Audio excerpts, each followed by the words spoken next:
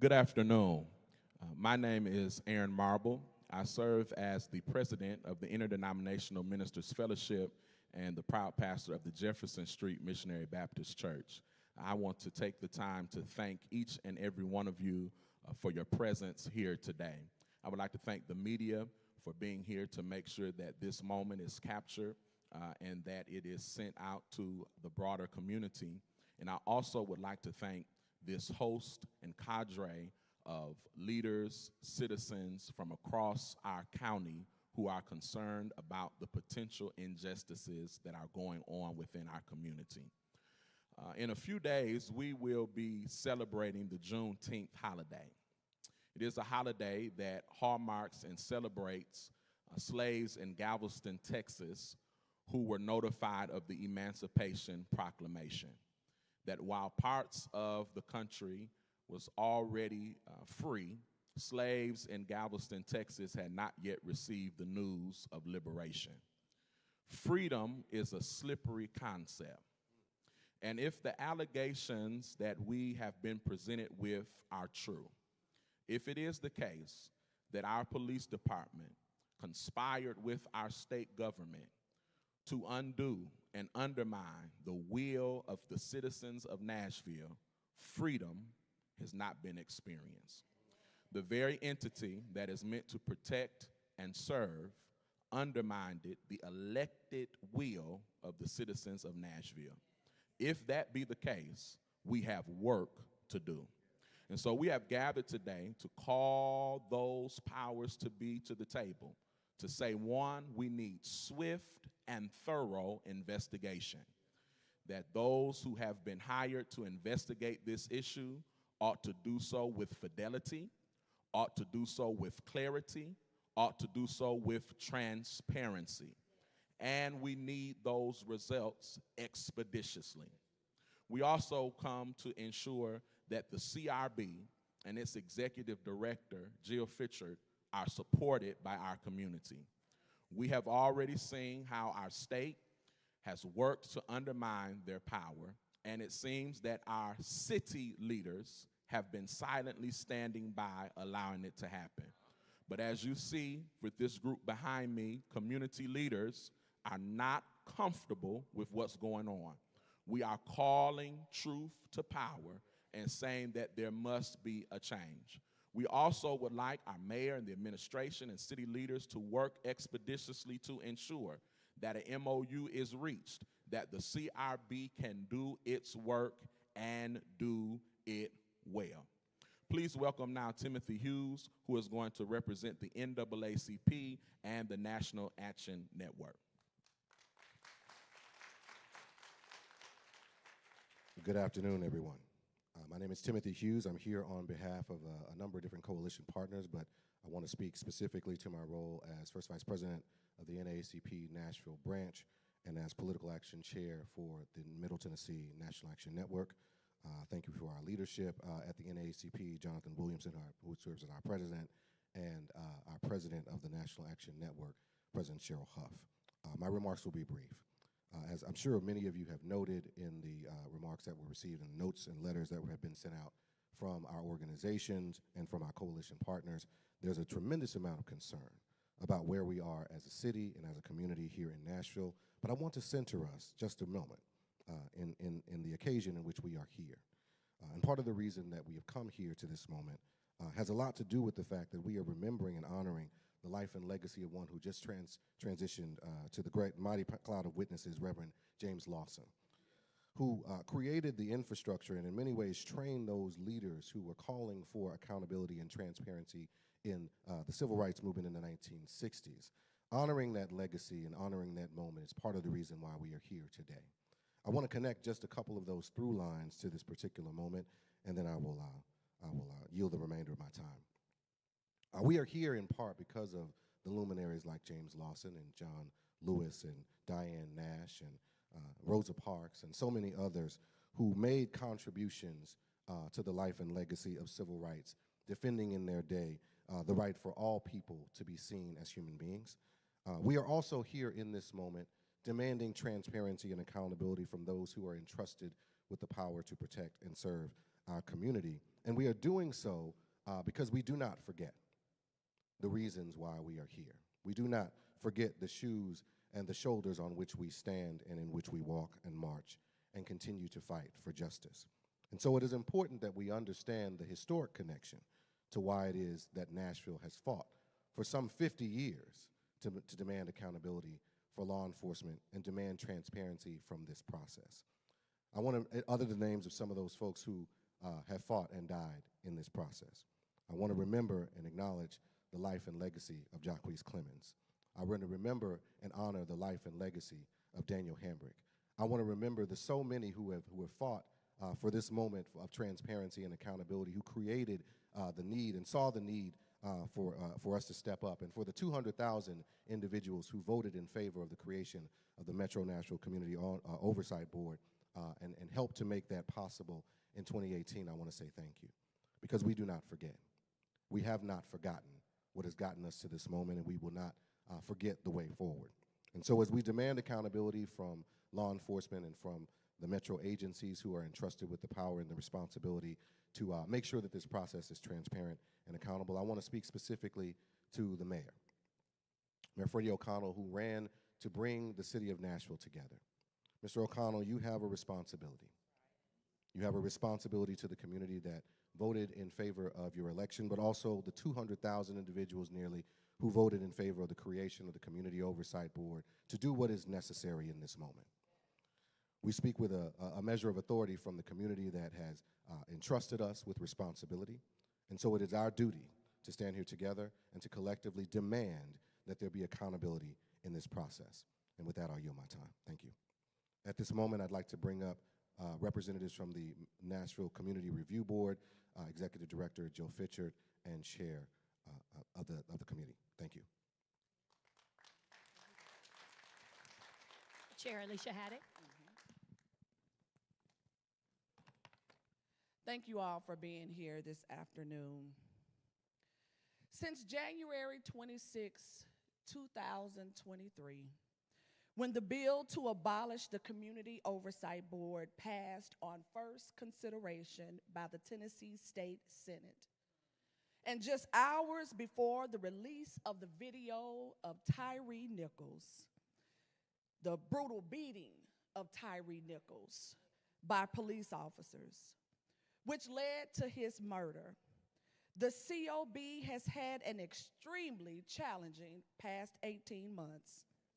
Speaking with many Davidson County citizens about navigating what everyday life will look like and feel like from this point forward. Because most of us voted in 2018 for Amendment 1, establishing the COB, where we were met with fierce opposition from the state legislator and initially with very little support from our local government. We witnessed the undoing of the will of the people. As we recall, we were not the only agency under attack last year. The state's effort to reduce our local government of council members from 40 to have that, to take control of Metro Nashville's airport authority and sports authority through state appointments, all of which were challenged in court by the Department of Law of Metro government, leaving many of us to question, why wasn't the COB vigorously defended by our law department, just as the other entities were in Metro? The law that preempted Metro Nashville community oversight, restricting us, limiting us from continuing a robust community police oversight committee. One committee that ushered in a more fair, just, and transparent way of public safety that had been long overdue. The bill signed by the governor set back police and community relations decades, particularly what Nashvillians put in place in 2018, when over 134,000 voters, Democrats and Republicans, and others in between, went to the polls and made their voices heard, even leading to the Chief of Police, John Drake, publicly pledging to work with the COB.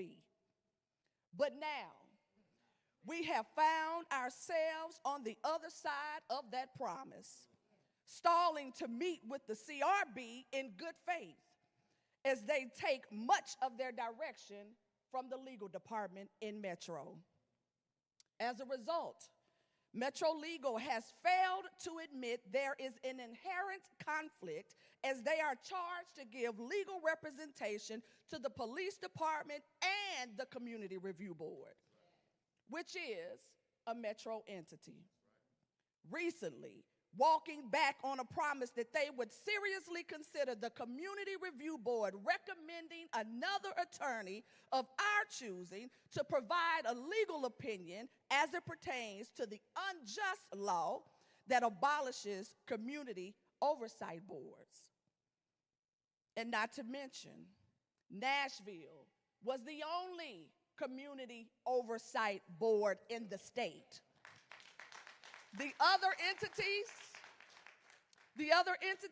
in Knoxville and Memphis were already civilian review committees. As recent as May 22nd of this year, a complaint was referred to the CRB from a Nashville retired police officer that made allegations that two high-ranking MNPD officials worked with state legislators to craft a bill that gutted the COB and essentially took the voices of Nashville citizens away, stripping us of our voice and our vote. The complaint, now being investigated by special counsel, which was recommended by the Metro Law Department. The Law Department's refusal to file litigation on behalf of the Metro Nashville Community Oversight Board, especially in light of these new allegations, is very, very troubling. We believe outside counsel should be appointed by the legal department under the direction of Mayor Freddie O'Connell because of the inherent conflict of the law department, who we believe cannot impartially provide the CRB with an unbiased opinion because of its legal representation of MNPD as the law department defends and protects MNPD vigorously and actively in all manners. The Community Oversight Board, now the Community Review Board, was birthed following the shooting deaths of two Nashvillians, Jacquees Clemens and Daniel Hambrick, and many other mostly black citizens by police. And no one will ever forget the horrific death of George Floyd in 2020. A scene etched in our minds, in the minds of millions of people across the world. Robust oversight is needed in Nashville. Since the inception of the COB, we have created close to 24 policy recommendations that have been implemented by the Metropolitan Nashville Police Department and received and addressed hundreds of complaints from concerned citizens that believe they have experienced and witnessed matters of police misconduct. We have done the work. This board is charged to raise matters of concern for all Nashville citizens as it pertains to police misconduct, even the police themselves.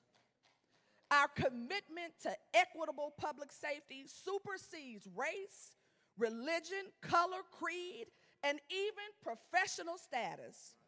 We must have a robust public safety agenda that will help provide transparency, accountability, and build trust in law enforcement in our city and county, even for those who work on the other side of the thin blue line.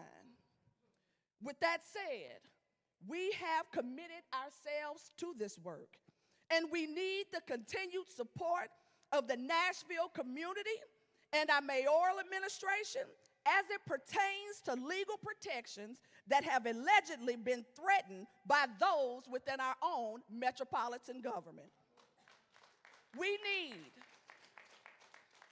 outside counsel of our choosing that is legally granted by our law department to ensure the work of the COB is done as it was initially proposed by the people of Nashville, Davidson County. Thank you. We will now have remarks from the CRB Executive Director, Jill Fitchard. Thank you. Thank you all for being here today. I'm very blessed and thankful for the many community members and leaders of this city to be here. I'm going to start with saying we have a police crisis in this city. We have a public safety crisis in this city. The past year and a half has been the hardest year since the creation of this board. Today is a sad day for our citizens. We are here to address the many concerns and issues that have been expressed. I share in the outrage that the IMF, the NAACP, and NAN, as well as my board chairperson Alicia Haddock, have shared, and what Community Oversight Now will share as well. These concerns demand action and should invoke a sense of urgency in our city's leadership to stand with us to develop a robust public safety plan that begins within our police department. As many know, a complaint was filed by a retired lieutenant that laid out a 61-page indictment of alleged police misconduct by members of our police department's executive staff. A few days later, another police department employee who is currently employed came forward and shared information with me and asked that this information be given to the investigators as a formal complaint against members of the executive staff of the Metro Nashville Police Department. The complaint alleges rampant nepotism, discrimination, intimidation, harassment, and retaliation, just to name a few things. Police department employees are afraid to come forth with any complaints for fear of retaliation. Employees are discouraged to file formal complaints and are left feeling despondent, discouraged, and defeated, and not protected. To further assist employees that want to file complaints, the Community Review Board has set up a secured hotline for police department employees. That number, I want to give that number to them if they're listening. It's 615-880-1877. You can leave a number or a voicemail. I will contact you directly for more information. Additionally, the Lamplighter Project has reached out to offer their assistance with any officers who may feel that they need support from an outside entity. They can reach out to the Lamplighter Project via website at director@thelamplightproject.org. I've spoken to the director who is willing to assist, and my hope is that any employee who feels intimidated, harassed, or retaliated against for filing a complaint, that you would reach out to our office for assistance. The Community Review Board has spoken to members of our City Council to assist in the creation of legislation to protect whistleblowers in our departments. We must change this culture within the Nashville Police Department, and our department will work alongside city leadership in drafting an anti-retaliation policy that will support employees of the police department and fit closely with any whistleblower legislation that is created. I want to say something off script here, and that is, we have worked really hard with this police department. It was very disappointing to learn that there was within our police department people who sat at the table with us and negotiated with us in good faith, who looked in my face and called me on the phone and talked about how well we were doing and how they wanted to do this work together. And it was all lies, alleged lies. Some were rewarded for that work with the legislation. And you can't tell me that the Metro Law Department did not have any information or knowledge of this. It is disappointing. It is a slap in the face of the citizens and every single person who has lost a life, been arrested erroneously. Every single complaint that comes to us has been investigated as well, and they have every day, even now, we have over 50 complaints. that they will not release body-worn camera footage and reports to us to complete the work of the Community Review Board that is written into the law. That is written into the law. They still stand with, we can't give you that. It's confidential. We have addressed that on multiple occasions with city leadership as well as Metro Law, and they continue to stand behind whatever it is that they said in that complaint, where they're going to not work with us to render us less effective even after they have worked to dismantle the CRB. It's a shame, it's shameful, and I'm embarrassed by it. I'll end with a quote from Frank Serpico. He is a detective. He said, "The fight for justice against corruption is never easy. It never has been, it never will be. It exacts a toll on ourselves, our families, our friends, and especially our children. In the end, I believe, as in my case, the price we pay is well worth holding on to our dignity." Thank you. I'm now going to hand this over to Community Oversight now, Dr. Sekou Franklin.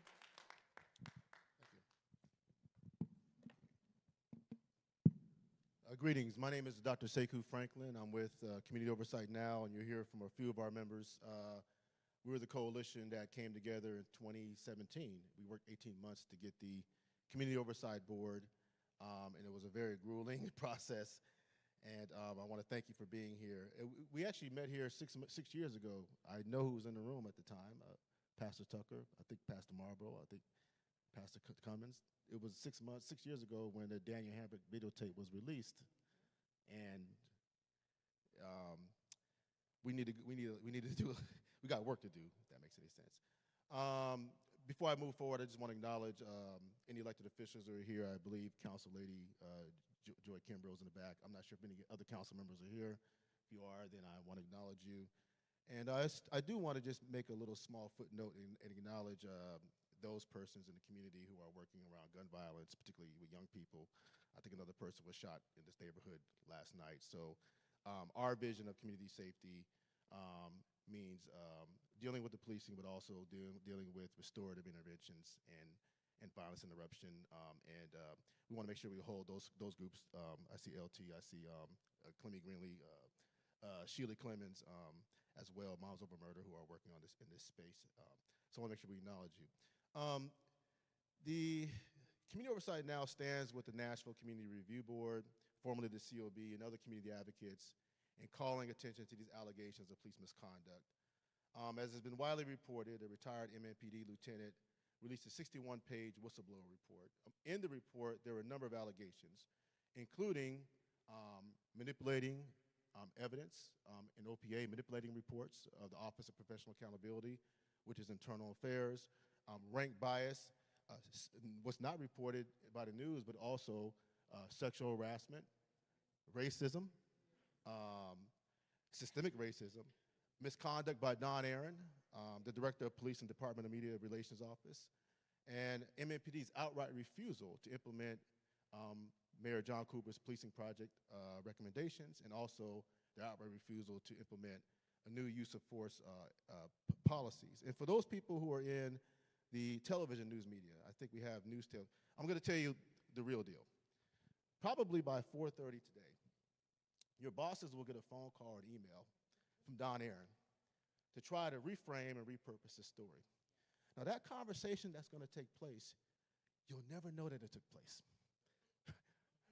Right? That's the way the game works in Nashville, right?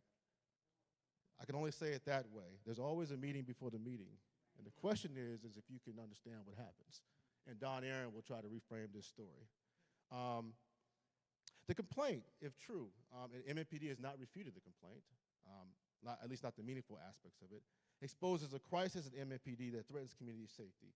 It reveals an animal house culture that is promoted and protected by not just low-ranking officers or junior officers, rather, but MNPD's most senior, high-ranking officers. For heavily policed communities, many of them black, brown, and low wealth, the whistleblower complaints reveal why they and we are the regular targets of heavy-handed policing, excessive force, and at why we oftentimes are on the other end of rigged investigations of police misconduct. The most troubling allegation in the complaint is that high-ranking MMPD officers, more specifically, I'm going to name them in the complaint, Deputy Chief Chris Gilder, Assistant Chief Mike Hager, with the possible knowledge of Chief John Drake, right, that they work with state lawmakers, far-right state lawmakers, to overturn the Community Oversight Board that has its roots in the blood of black folks. Casey Holmes, Joe Johnson, and that these senior-ranking officers work with state lawmakers at the height of the Tennessee 3 expulsion crisis to overturn and suppress the votes of voters, black folks, right?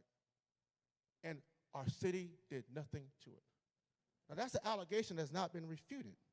And Jill, myself, others were down at the State and Local Government Committee when they were in the Senate, when they were deliberating that. Votes were flipped on the Senate Government Committee based upon a lie, and the lie that they promoted was that the CRB or COB had contaminated crime scene evidence.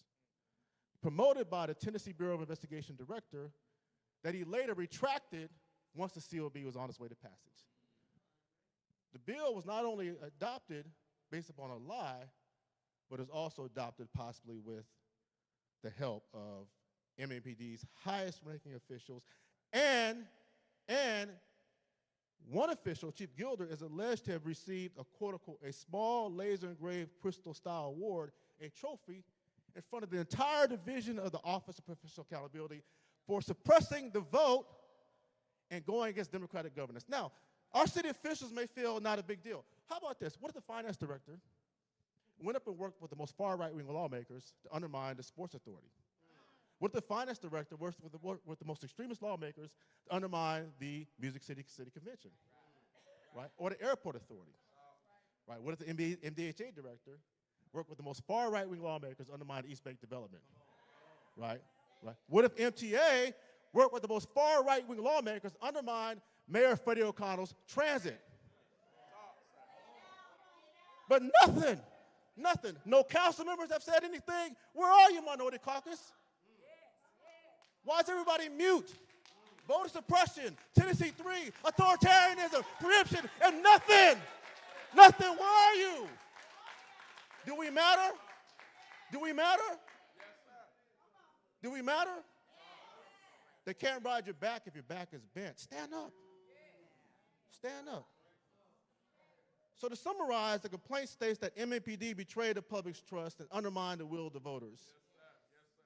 If true, this is a frontal attack on democracy. Fight for your freedom. Every inch of it.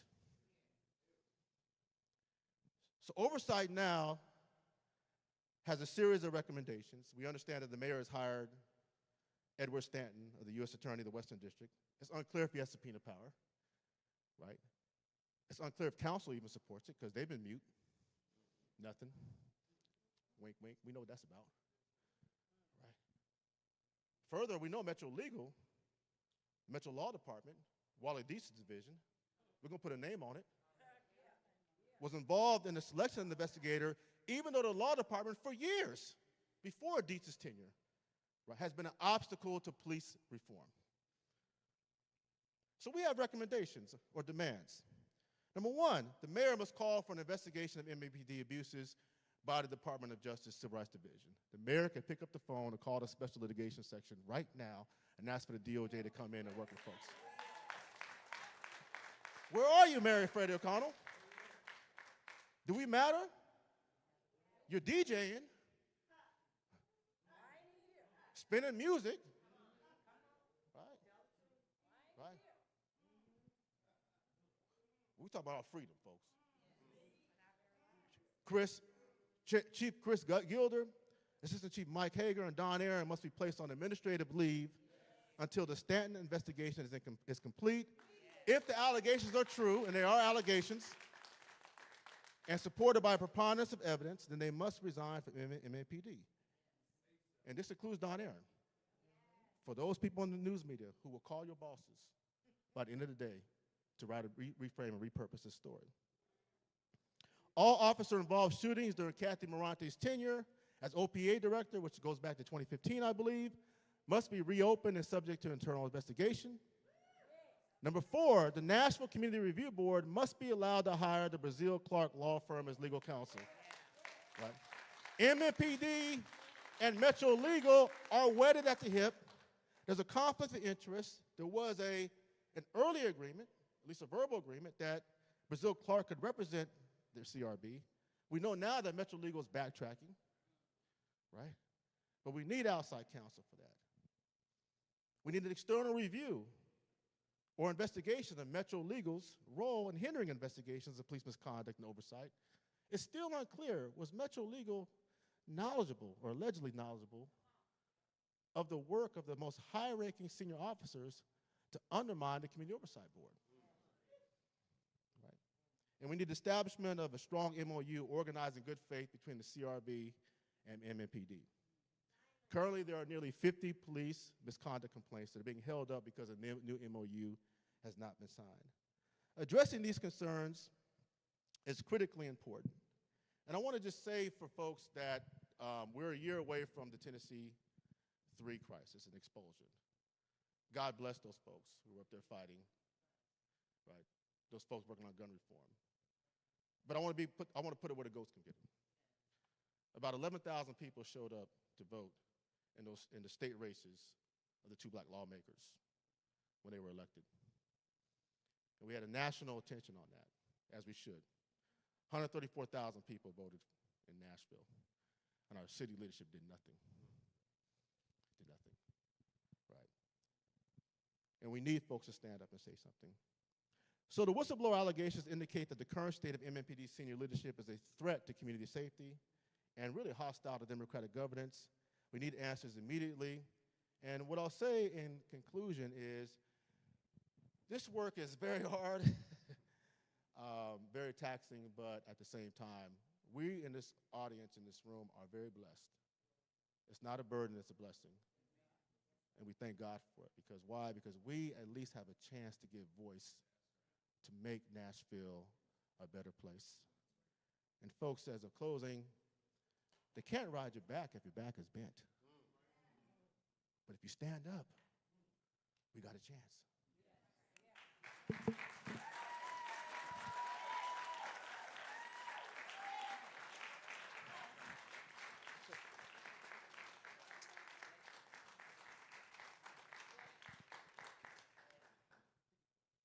My name is Sheila Clemens Lee.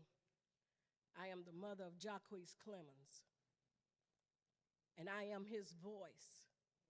And I'm also Daniel Hambrick's voice. See, I got a personal reason for being here. Because MMPD took both of these young men's lives. And they should be here right today. I'm calling on Mayor O'Connell because you supported the COB. You waited to the 12th hour to sign that petition to pass the COB. So you need to do what you need to do and what the citizens is calling you to do.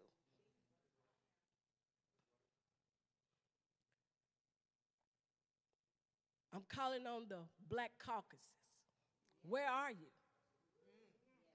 Where are you? Where are the pastors? I ain't talking about the ones that's here. I'm talking about the other pastors. This fight is not just for my child. It's not just for Vicki Hambrick's child. It is for all of our children.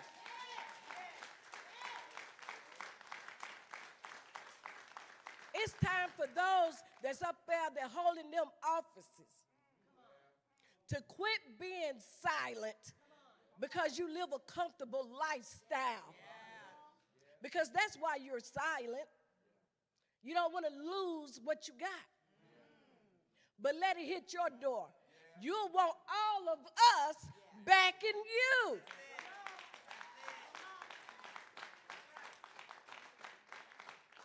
It's time to quit being silent.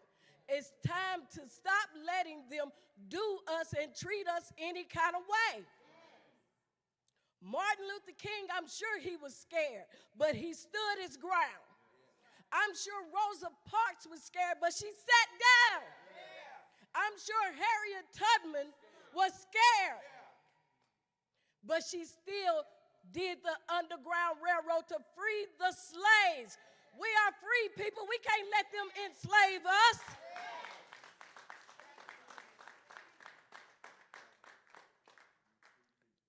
I'm asking you to take a stand.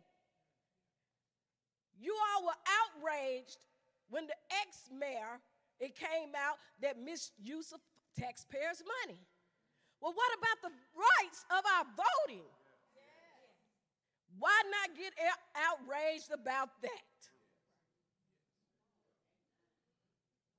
Again, I am Sheila Clemens Lee.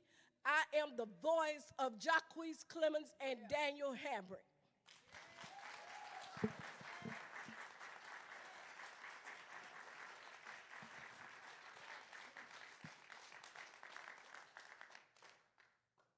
Good afternoon.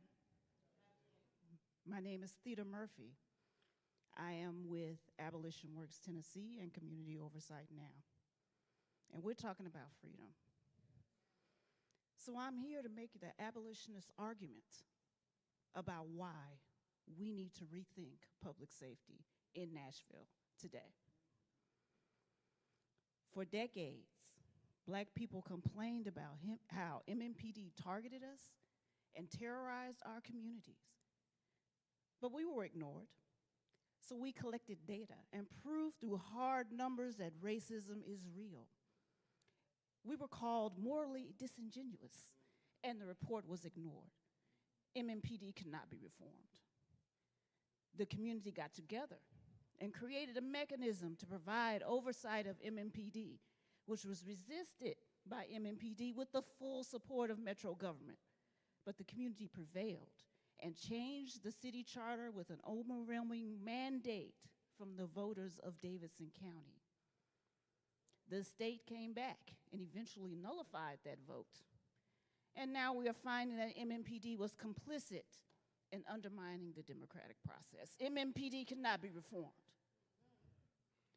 39 and counting of MMPD's own employees risked everything to come forward and report horrendous sexual harassment, abuse, and assault.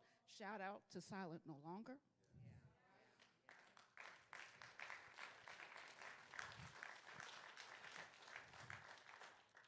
And their stories were minimized and ignored. And once again, we find ourselves facing more allegations of corruption and criminality. These reports are coming from the inside. MMPD cannot be reformed. Once again, we find ourselves as a community demanding that something be done. Once again, we are being met with silence and stonewalling from Metro government. So when will this end? Nothing less than a major overhaul of MMPD is required.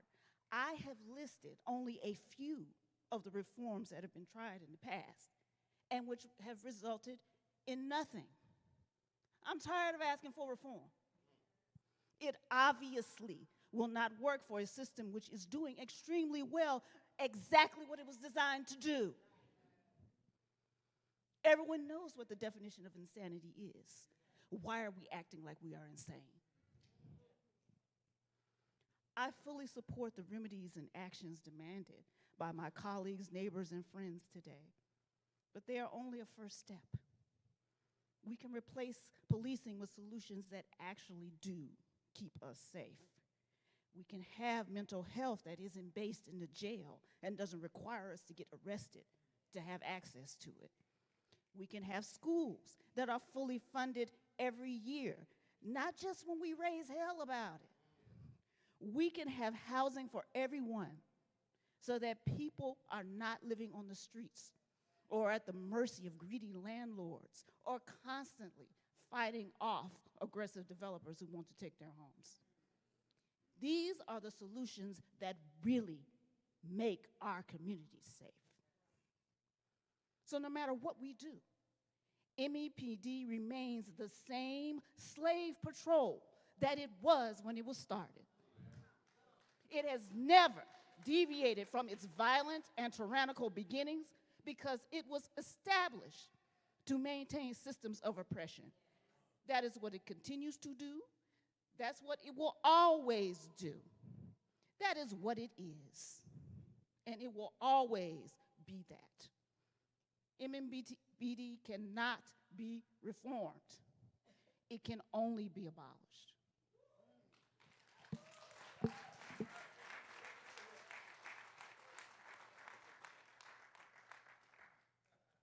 At this time, I would like to thank all of our speakers who participated today, and again reiterate our gratitude to the members of the press that are present.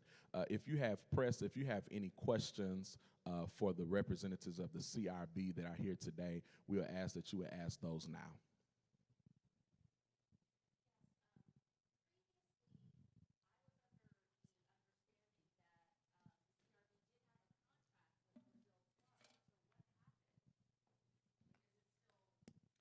Yes, we have a contract with Brazil Clark for our MOU negotiations. And so that is one specific area. What we're asking for is a long-standing contract because of the inherent conflict with Metro Legal representing MNPD. We also would like for Brazil Clark to supply us with a legal opinion as it pertains to the unjust law that the state passed last year.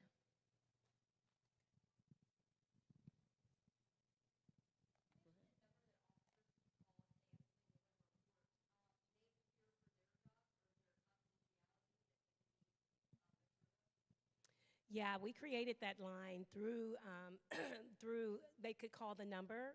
I created that line through AT&T, and when they dial that number, which is 615-880-1877, it rings to my personal cell phone, and they can leave a message there. So I think it's secure.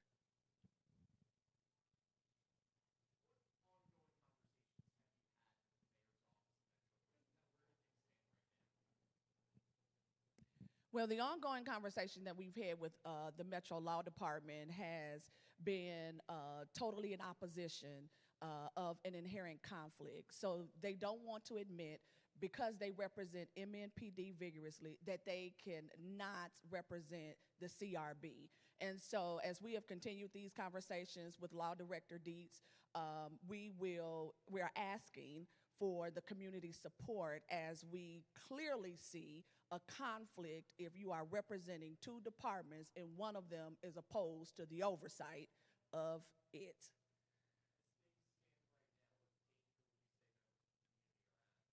This is a public safety crisis.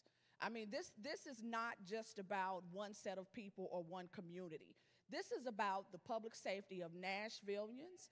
It is about our voting rights. It is about people who voted for this COB and it was stripped away and allegedly with the help of someone within Metro government. So if that is the case, none of us are safe.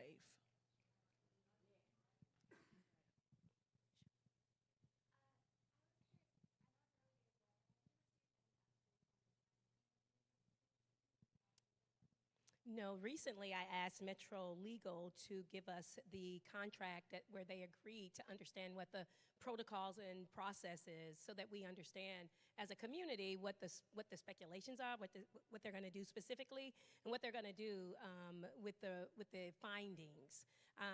What concerns me and what was brought up with the second person that came forward was that he believes that evidence will disappear if it goes through the Metro Legal Department or the Police Department. And so my ask to Metro Legal will be that we set up some parameters where the evidence, whatever comes in, comes to our office and we securely get it to the investigator. So that would be the chain of command for evidence, because they don't have any confidence that information that they provide would not lead to more retaliation, harassment, and intimidation. And I wanted to say, to Kelly's point, as it pertains to the MOU, the conflict that is inherent with Metro Legal also had a memo, a litigation memo prepared. They had that created from an outside attorney So now that they don't want to recognize that there's a conflict, although there was a conflict when they got the memo, when they requested a memo and paid for it. And so it's the same conflict that they're aware of. It still exists today, and we want Brazil and Clark to represent us in that process.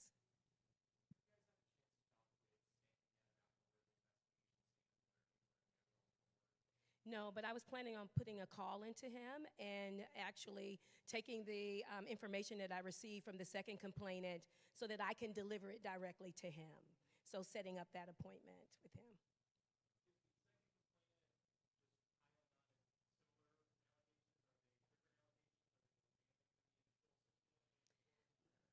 I think that they're similar to the other ones, and he included a lot of evidence to support those allegations, and they stem back from like the year 2020 up into present.